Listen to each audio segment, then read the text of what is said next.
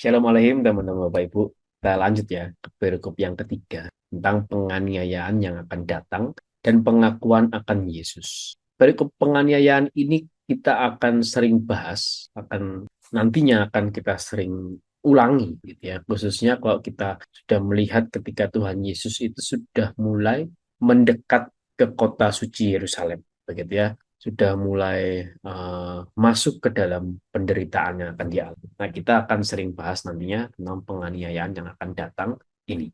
Nah, ada satu mindset gitu ya yang mau diberikan oleh Bapak Gereja Santo Yohanes Chrysostomus, yaitu bahwa peringatan mengenai penganiayaan ini itu merupakan pertempuran baru, peperangan yang baru. Kemenangan ada dalam menderita kejahatan demi kebaikan. Dan kita diajak untuk menderita bersama Tuhan. Penderitaan yang paling berat. Nah, ini suatu pertempuran baru. Kenapa disebut baru? Karena tidak seperti pertempuran yang biasanya. Dengan pedang, dengan tombak, begitu ya, membunuh, gitu ya, berlumuran darah, gitu ya, berlumuran darah musuh, begitu. Tidak. Tapi justru kita menang karena kita menderita suatu kejahatan demi suatu kebaikan. Nah, ini satu mindset. Maka nanti kita akan bahas di sini ada 3 subtopik yang akan kita bahas. Pertama mengenai menjadi domba, ular, dan merpati di tengah-tengah serigala. Kedua mengenai bantuan Roh Kudus yang dijanjikan, ketika mengenai janji bagi yang bertahan sampai akhir. Subtopik yang pertama ini kita akan mengenal siapa kita. Tuhan Yesus mengatakan kita ini domba. Siapa musuh kita? Para serigala. Domba yang diutus di tengah-tengah serigala. Strateginya apa? Strateginya adalah dengan siapa yang kepencet ini? Oke, sebentar ya. Strateginya adalah kita menjadi cerdik seperti ular, namun tulus seperti merpati. Nah, itu strategi pertempuran supaya menang. Oke. Nah, pertama kita bahas gitu ya. Ternyata bahwa perikop ini itu merupakan pengalaman real nyata dari gereja perdana. Bahwa mereka mengalami penganiayaan baik oleh orang Yahudi, oleh bangsanya sendiri, para murid ke-12 rasul itu orang Yahudi. Jadi mereka dianiaya oleh bangsanya sendiri dan oleh bangsa-bangsa lain. Oke. Nah, kita bahas dulu musuhnya. Dalam tanda kutip musuh gitu ya, yaitu para serigala. Pertama Tuhan Yesus mengatakan dalam ayat 17, yaitu para majelis agama. Mereka akan menyisah kamu di rumah ibadatnya. Jadi melambangkan bahwa para rasul pun mengalami penyiksaan dari orang-orang Yahudi sendiri. Mungkin itu para majelis Yerusalem beranggotakan 72 orang atau yang sering disebut sebagai Sanhedrin, ya, ataupun majelis-majelis lokal. Jadi melambangkan bahwa para murid itu mengalami penganiayaan oleh bangsanya sendiri. Jadi kalau kita merefleksikan gitu ya, kita jadi para murid, maka ada peluang besar. Kalau kita menjadi orang Kristen, kita akan ditolak oleh kaum kita sendiri, bangsa kita sendiri. Ya, saya sebagai orang Jawa, artinya saya sangat mungkin ditolak oleh sesama orang Jawa. Saya sebagai orang Indonesia, artinya saya sangat mungkin ditolak oleh sesama orang Indonesia. Begitu ya. Dan yang kedua adalah ditolak oleh bangsa lain. Itu direpresentasikan dengan kata-kata Tuhan Yesus digiring ke muka penguasa-penguasa dan raja-raja. Itu artinya penguasa dan raja bangsa lain, yaitu penguasa-penguasa merujuk pada pejabat provinsi Romawi, yaitu Pontius Pilatus, begitu ya, gubernur saat itu, dan raja-raja merujuk kepada Herodes Antipas, ataupun Herodes Agripa, ataupun Herodes Agung. Nah, ini menunjukkan bangsa-bangsa lain, gitu. Maka para murid juga akan dianiaya oleh bangsa-bangsa lain. Begitu juga kalau kita refleksikan dengan perutusan kita. Nah, ini saya sempat merenungkan sedikit ya. Kalau misal para murid itu ditolak dan dianiaya oleh bangsanya sendiri, oleh orang Yahudi, saya masih agak masuk akal. Karena apa? Karena orang Yahudi ini risih sekali dengan orang Kristen. Jadi bagi orang Yahudi, kekristenan ini mengajarkan suatu ajaran yang asing bagi mereka. Tapi orang Kristen mengutip-ngutip Taurat, mengutip-ngutip kitab para nabi, gitu ya, mengutip-ngutip Mazmur, Amsal, dan seterusnya. Begitu. Itu buat orang Yahudi risih. Maka wajar kok orang Yahudi menolak dan menganiaya orang Kristen. Tapi yang aneh begini, kenapa ada bangsa-bangsa lain, khususnya para penguasa, para raja, begitu ya, pemegang kekuasaan begitu, yang sampai juga mau menganiaya orang Kristen. Bagaimana mungkin 12 rasul yang ada 12 nelayan, para rasul yang adalah orang-orang miskin, tidak punya kekuasaan, tidak punya jabatan apapun, tapi dia ditolak dan dianiaya oleh para penguasa dari bangsa lain. Ternyata, nah, ini permasalahan yang sama sebenarnya. Ini eh, Bapak Suci Paus Santo Gregorius Agung, gitu ya, di tahun ke-500-an, di abad ke-6, gitu, dia sudah memberitahu ada satu permasalahan ternyata di hati para penguasa. Terlalu banyak orang, ketika mereka dipercayakan dengan kendali pemerintahan, terbakar untuk membuat rakyat merasakannya, memamerkan teror otoritas, dan lupa bahwa mereka adalah Bapa. Lebih suka dianggap Tuhan, mengubah kedudukan kerendahan hati menjadi kekuasaan tinggi. Jika mereka pernah tampak secara lahiriah menjilat siapapun, mereka secara batiniah membencinya.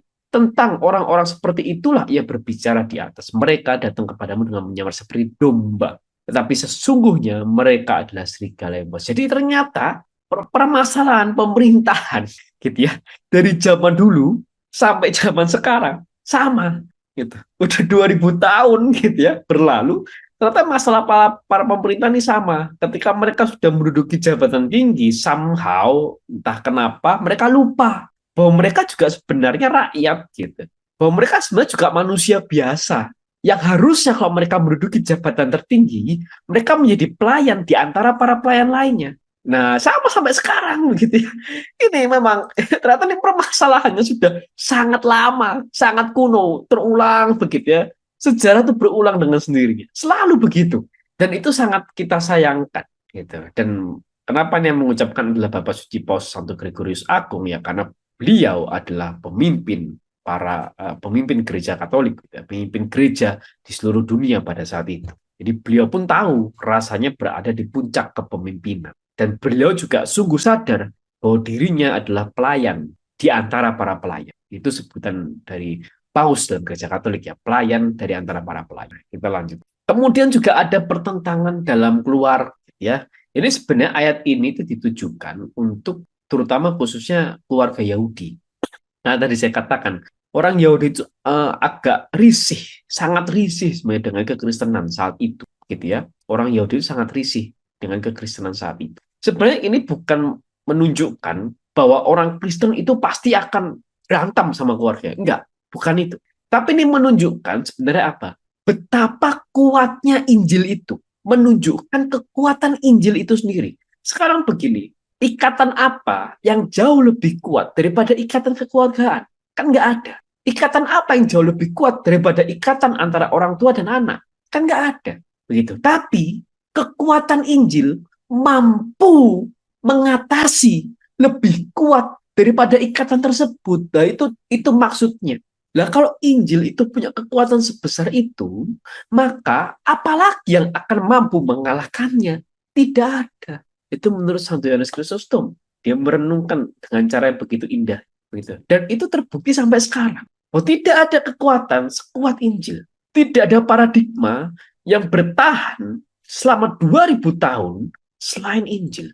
Tidak ada filosofi, ilmu filsafat yang bertahan selama 2000 tahun berkembang ke seluruh dunia, mempengaruhi seluruh kehidupan dunia selain kekuatan Injil. Dan ini diwartakan tidak dengan pedang, tapi dengan cara domba di tengah-tengah serigala. Itu Injil. Wah, luar biasa sekali Injil ini ya.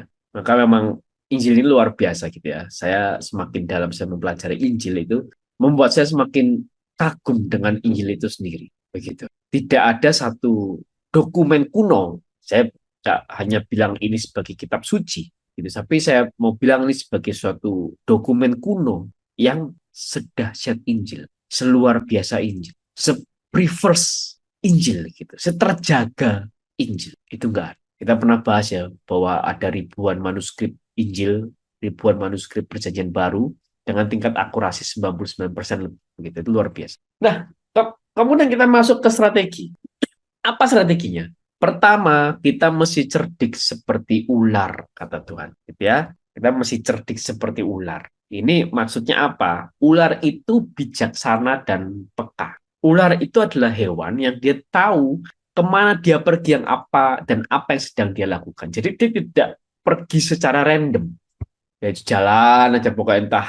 Nggak tahu tiba-tiba sampai kemana gitu ya. Nggak. Tapi dia tahu kemana dia akan pergi. Yang pertama. Dan saya simpulkan dari beberapa penafsir gitu ya, dari para bapak-bapak gereja, para penafsir, ular itu pasti apa? Dia akan menyelamatkan kepalanya. Ekornya boleh terpotong, badannya boleh terpotong, tapi tidak dengan kepalanya. Dia akan pasti menyelamatkan kepalanya. Dan kepala itu melambangkan iman. Maka kita strategi pertama, kita harus cerdik seperti ular, kita harus bijaksana, kita peka, dan kita wajib untuk mempertahankan iman. Yang kedua, tapi kita masih juga tulus seperti merpati. Kalau hanya cerdik seperti ular, itu bisa jadi kita jatuh kepada kelicikan, begitu ya.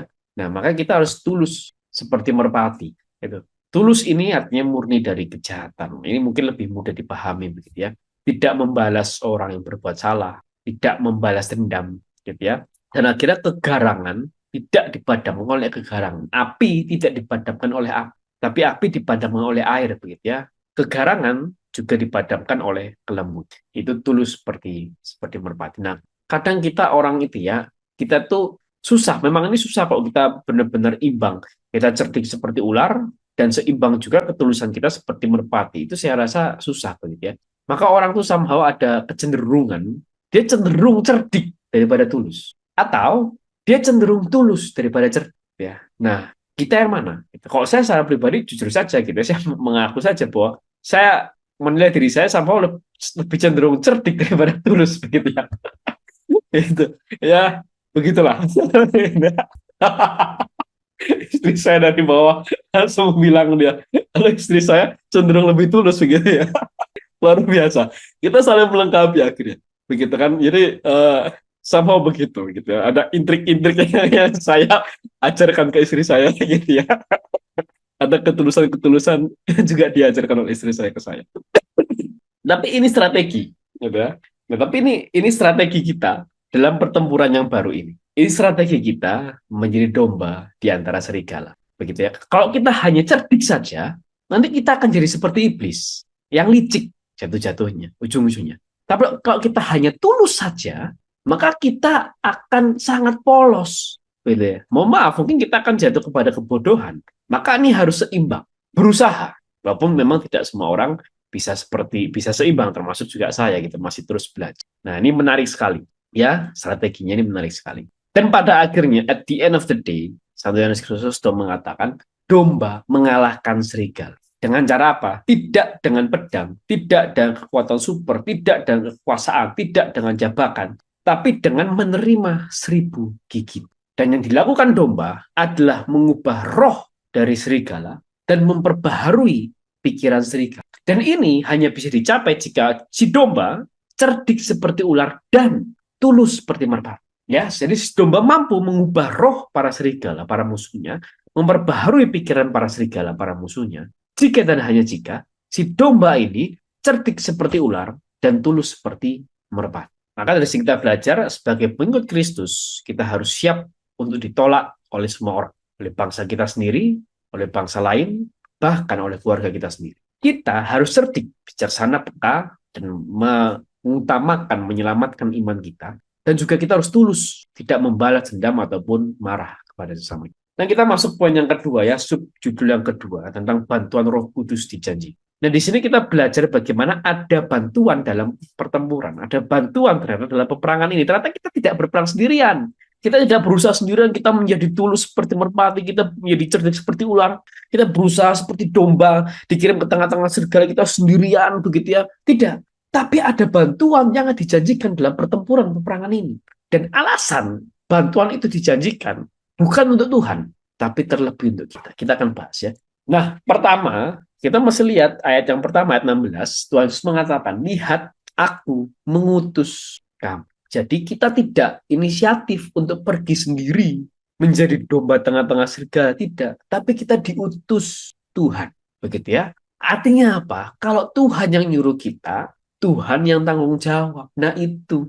Ini prinsip yang seringkali saya pegang dalam kehidupan saya. Gitu ya. Kalau Tuhan yang suruh saya lakukan ini, Tuhan juga yang tanggung jawab sudah. Kalau ini gagal, ya kira-kira aku yang malu lah Tuhan. Gitu, itu doa pribadi saya gitu sama Tuhan. Ya. Kira-kira sedemikian. Begitu. Jadi kok Tuhan yang menyuruh, Tuhan yang mengutus, Tuhan yang bertanggung jawab. Kuasa datang dari Dia yang mengutus. Dan di sini Tuhan Yesus yang mengutus. Kenapa harus seperti domba tengah-tengah serigala? Supaya apa? Justru dalam kelemahanku, kuasa Tuhan menjadi sempurna. Itu kata Rasul Paulus dalam 2 Korintus 12 ayat 9. Ya, nah, walaupun memang gak mudah ya. Nah, kemudian ditambah lagi apa begini? Ini kekuatan bagi kita begitu ketika kita mengalami penderitaan. Tuhan Yesus itu kita tadi bilang bahwa pertempuran itu maaf. Perikop ini tentang pertempuran baru. Oke? Kalau dalam peperangan teman-teman Bapak Ibu ya, jenderal itu pasti berdiri paling belakang. Nggak ada jenderal berdiri paling depan. Raja pasti berdiri paling belakang. Berada di pusat-pusat di mana tingkat pengamanannya yang paling tinggi. Jenderal itu pasti paling diamankan oleh pasukannya. Bahkan pasukan terbaik itu berada di sekitar jenderal. Pasukan terbaik itu pasti berada di sekitar raja. Itu disebut kalau dalam sejarah disebut sebagai pasukan elit seringkali. Pasukan elit, elite force, elite warriors gitu ya. Nah, yang akhirnya apa? Ya pasukan-pasukan itu mati duluan. Mereka yang diutus perang mati duluan. Kalau kalah, jenderal mati terakhir. Kalau kalah, raja mati terakhir. Itu hukum dalam peperangan dunia. Tapi dalam pertempuran Injil, beda 100%. Tuhan Yesus yang mengutus kita. Tuhan Yesus yang terlebih pertama kali mengalami penderitaan. Pertama kali wafat. Pertama kali ditolak. Pertama kali dianiaya tubuh dan jiwanya. Sebelum para muridnya mengalami penganiayaan itu. Sebelum para muridnya wafat martir semua itu. Yang mengutus kita Tuhan kita sendiri. Guru, Raja, dan Tuhan kita sendiri. Dia duluan yang menjadi teladan, contoh mengalami penganiayaan itu. Mengalami penderitaan itu. Mengalami salib, wafat itu. Nah inilah. Maka artinya kalau kita mengalami penderitaan, kita mengalami sesuatu yang Tuhan Yesus alami. Kita berbagi dalam penderitaan dan penolakan Tuhan. Gitu. Maka tidak ada hamba lebih besar daripada Tuhan, murid lebih besar daripada guru. Kalau tuan rumah disebut Beelzebul, apalagi penghuni rumahnya. Begitu kan? Kalau Yesus saja dihina, ditolak, dianiaya, wafat, kita sekali salib, apalagi kita pengikutnya. Di sini menarik ya, saya suka sekali dengan pernyataan ini. Kenapa? Karena Tuhan Yesus itu memberitahu sesuatu realitas apa adanya. Jadi bukan suatu mimpi kosong. Wah, nanti kamu kok jadi orang Kristen, hidupmu berkelimpahan.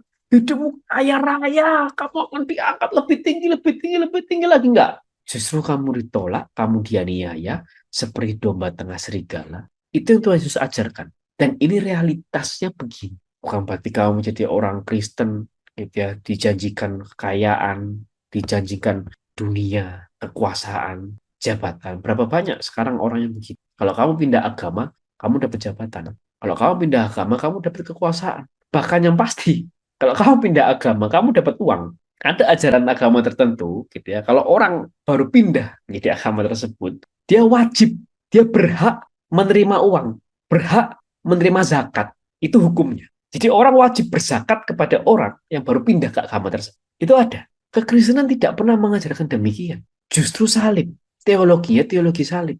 Begitu ya. Dan ini realistis. Nah, saya suka sekali, gitu ya. Realistis ya, apa adanya emang beginilah fakta-faktanya sudah. Kamu mau lanjut gak? Nah gitu kata Tuhan Yesus, ini bagus sekali. Ini bagus sekali. Jadi bukan omong kosong gitu lah yang dijanjikan oleh Tuhan Yesus. Nah, kemudian dikatakan juga bahwa jangan kamu khawatir akan bagaimana dan akan apa yang harus kamu katakan karena semuanya itu akan dikaruniakan kepadamu saat itu juga. Maka ini menunjukkan apa dengan kata lain Tuhan mau bilang, aku yang akan bertempur untuk kamu. Aku yang akan berbicara untuk kamu. Aku yang akan mengilhami. Aku yang akan bertempur. Allah yang akan bertempur untuk kita. Tapi apakah kita akan jauh daripada penderitaan? Tidak, bukan itu. Ya, pasti kamu akan menang dalam penderitaan. Dan yang ultimate-nya apa? Roh Kudus dijanji. Karena bukan kamu yang berkata-kata, melainkan roh Bapamu. Dia yang akan berkata-kata di dalam. Dan ini buktinya banyak dalam kitab suci, dalam Alkitab. Buktinya banyak dalam kesaksian para orang kudus. Bagaimana Roh Kudus itu dijanji. Dan bukti terbesar apa? Ini bukti penyertaan kudus. Santo Yohanes Kristus mengatakan begini, mana itu filsuf-filsuf, ilmu-ilmu filsafat yang lain, filsafat Plato, filsafat Pitagoras, filsafat Aristoteles, filsafat Socrates, enggak ada di sini. Dia mau bilang begitu nih. Pak, satu paragraf panjang nih ya. Dia mau bilang begitu. Enggak ada di sini.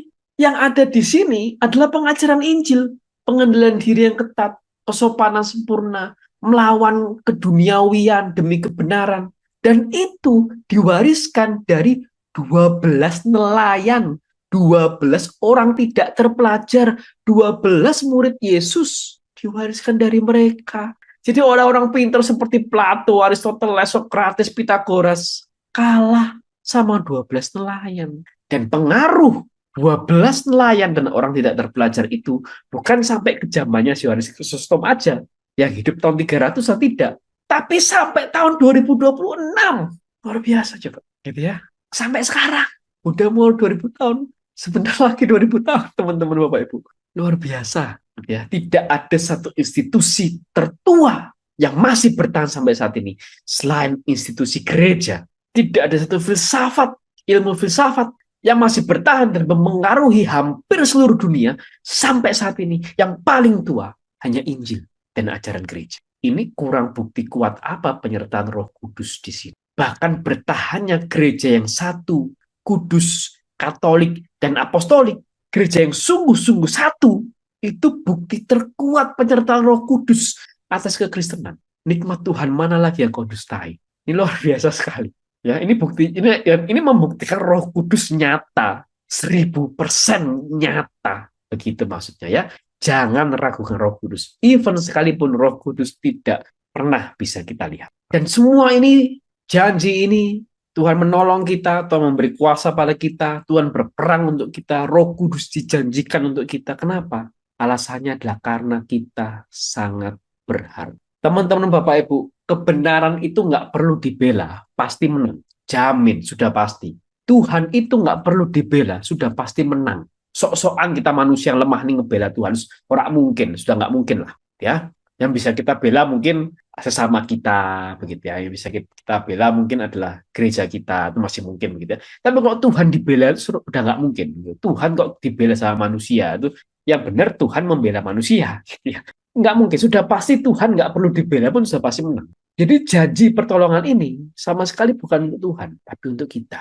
Maka Tuhan Yesus kasih suatu kalimat lembut. Burung pipit yang murah pun dipelihara. Semua rambut kepalamu pun terhitung. Sebab kamu sangat berharga. Kita semua, saya, teman-teman, Bapak Ibu yang nonton di Zoom ataupun yang akan nonton di YouTube nanti, kita semua sangat berharga. Anda dan saya sangat. Tidak seorang pun, ini kata Giovanni Stefano Minocchio, tidak seorang pun akan dapat merampas hidupmu tanpa izin. Dan jangan berpikir kita menderita itu sendirian. Jangan berpikir ketika kita menderita itu kita ditinggal sendirian. Tidak. Karena kamu sangat berharga. Maka dari sini kita belajar bahwa Tuhan Yesus tidak akan membiarkan kita sendirian menjalankan misi perutusan. Karena Tuhan terlebih dahulu menjadi teladan dalam penderitaannya.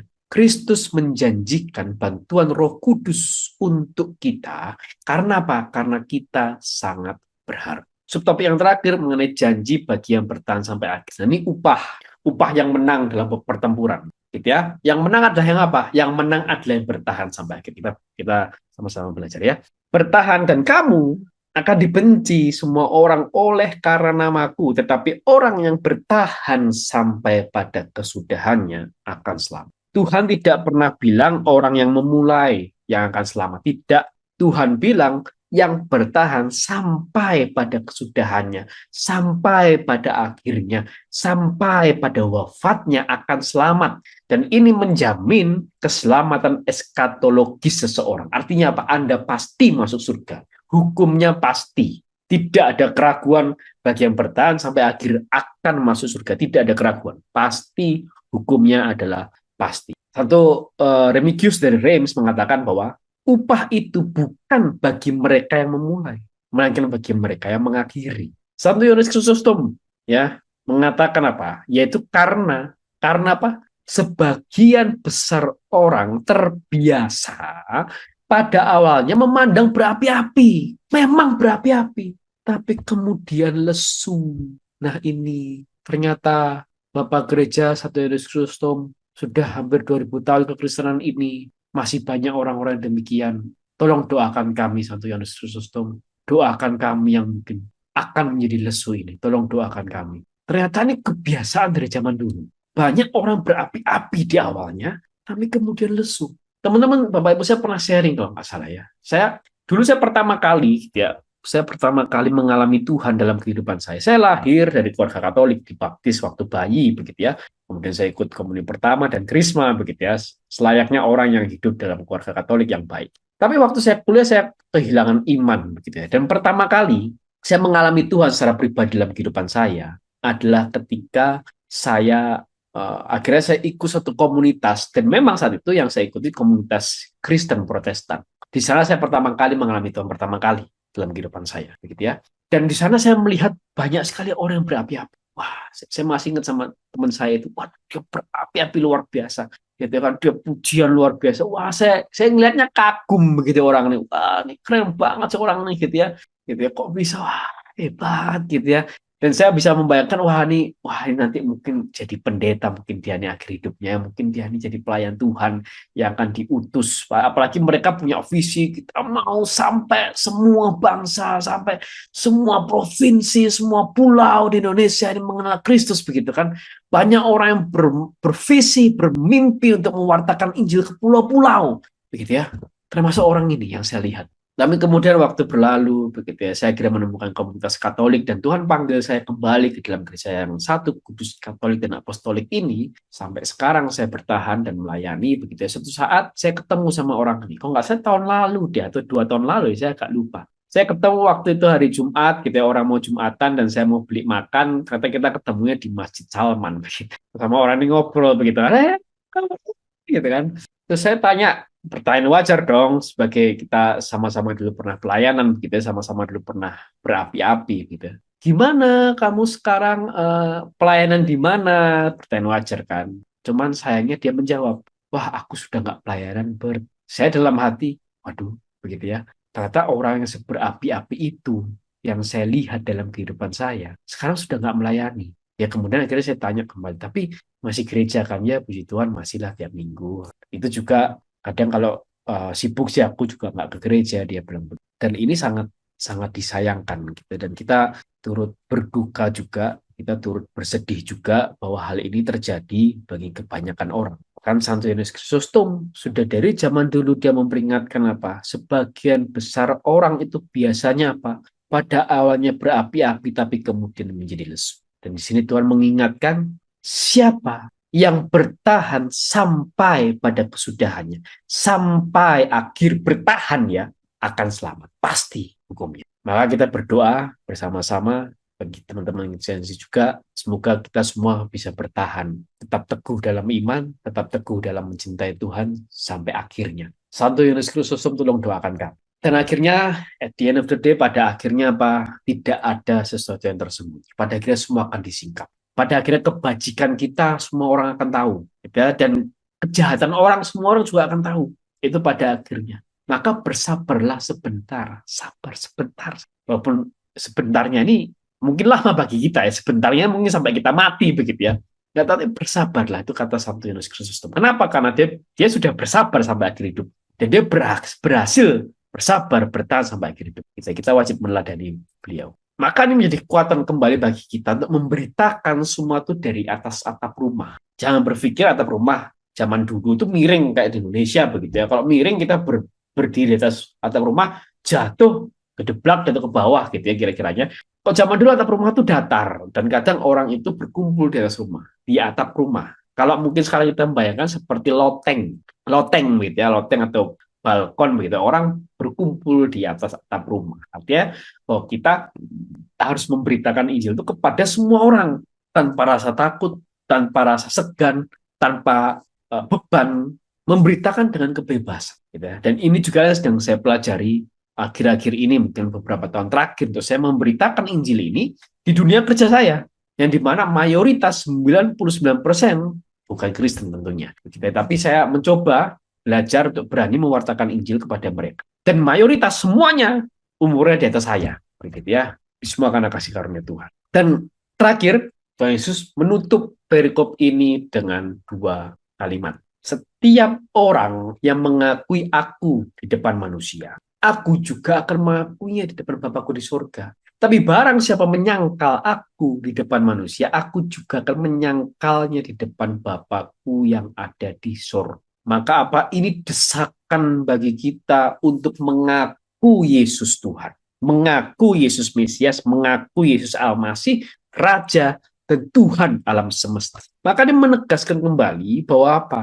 Benar iman, karena iman kita diselamatkan. Yes, benar. Ini saya berkali-kali saya sampaikan ya. Ya benar karena iman kita diselamatkan. Tapi bukan hanya karena iman. Tidak. Ada tindakan yang masih dipertanggungjawabkan. Contoh di sini kita harus mengaku, kita harus bersaksi. KGK 18:16 mengatakan apa? Murid Kristus banyak harusnya nih ya. Pertama harus mempertahankan iman. Kedua harus hidup dari iman. Ketiga harus mengakui iman. Keempat harus memberi kesaksian dengan berani dan melanjutkan iman tersebut. Kelima harus siap sedia mengakui Kristus di depan muka orang-orang dan mengikuti Kristus menempuh jalan salib di tengah penganiayaan yang selalu saja menimpa gereja. Kekristenan adalah salah satu agama yang paling sering dianiaya, tapi yang paling bertumbuh besar. Itu menariknya ya. Kekristenan itu agama yang paling sering dianiaya, paling sering ditolak, gampang sekali ngejek. Orang Kristen itu gampang. Hampir di setiap negara. Bahkan negara mayoritas Kristen pun kekristenan diejek-ejek di situ. Itu aneh juga gitu ya. Tapi itulah faktanya. Agama yang paling sering diejek, agama yang paling sering dianiaya, tapi agama yang paling besar dan paling berkembang di dunia. Dan pengabdian dan kesaksian untuk iman sungguh perlu bagi keselamatan. Maka dari sini kita belajar bahwa orang yang bertahan sampai pada kesudahannya akan selamat. Ini pasti. Pada akhirnya penderitaan yang dialami bukan apa-apa jika dibandingkan dengan keselamatan yang akan diterima. Pengabdian dan kesaksian untuk iman sungguh perlu bagi keselamatan. Terakhir, at least but not last. At last but not least, kebalik. Kenapa peringatan penganiayaan ini disampaikan? Santo Ignatius menyebutkan ada 5 alasan. Pertama, supaya para murid tahu bahwa Tuhan Yesus pun memiliki pengetahuan akan masa depan. Kedua, supaya apa? Kedua dan ketiga nyambung. Supaya para murid dan kita tidak kaget tentang penganiayaan ini. Loh, kok aku jadi orang Kristen kok dianiaya? Enggak, kan aku udah bilang, itu kata Tuhan Yesus. Dan jangan berpikir kalau kita dianiaya itu karena Yesus kurang kuasanya. Tidak. Sama sekali tidak. Atau mungkin begini, jangan kita berpikir kalau kita dianiaya itu menunjukkan kita kurang iman. Justru kebalik. Kita siap dianiaya menunjukkan iman kita tebal. Keempat, supaya para murid dan kita pun tidak gentar dengan salib Kristus. Dan terakhir, supaya kita belajar metode peperangan yang baru. Maka dari sini kita belajar ada 4 hal, ada 3 hal, maaf. Sebagai pengikut Kristus, kita harus siap untuk ditolak oleh semua orang. Kita harus cerdik, bijaksana, peka, dan menyelamatkan iman, dan tulus, tidak membalas dendam ataupun marah. Tuhan Yesus tidak akan membiarkan kita sendirian menjalankan misi perutusan, karena ia terlebih dahulu menjadi teladan bagi penderitaannya. Kristus menjanjikan bantuan Roh Kudus kepada kita, karena kita sangat berharap. Orang yang bertahan sampai pada kesudahannya akan selamat. Pada akhirnya, penderitaan yang dialami itu bukan apa-apa jika dibandingkan dengan keselamatan yang akan diterima.